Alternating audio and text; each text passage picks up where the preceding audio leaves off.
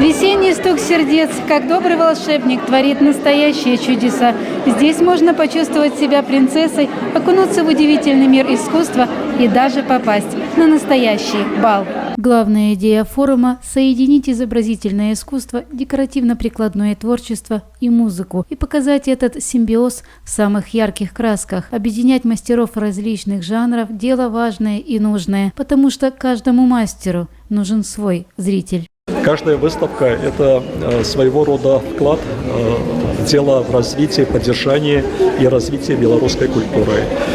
Наша основная цель, если хотите, подход – это объединять творческих людей. Сегодня мы открываем такое, может быть, новое направление в определенной мере, когда мы хотим здесь знакомить, воспитывать и формировать отношения вот как раз к картинам, искусству изобразительному, декоративно-прикладному творчеству.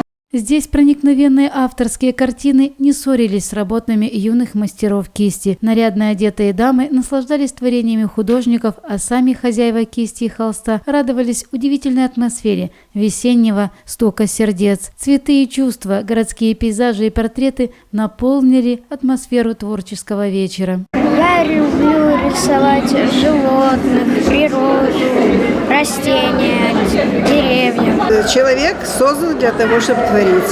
Я всю жизнь занималась декоративно-прикладным творчеством, разными видами. И потом я избрала декоративно-прикладное творчество бисероплетения. Я плету деревья счастья. И они украшают квартиры. Это обереги семейные.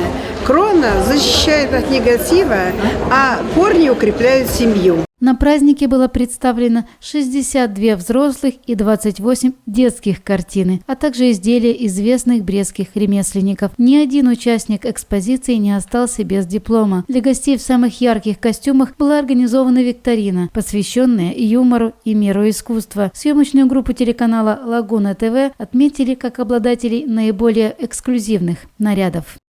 Татьяна Стасюк, Ян Михаленя, Андрей Заболоцкий. Специально для программы «В объективе Бреста».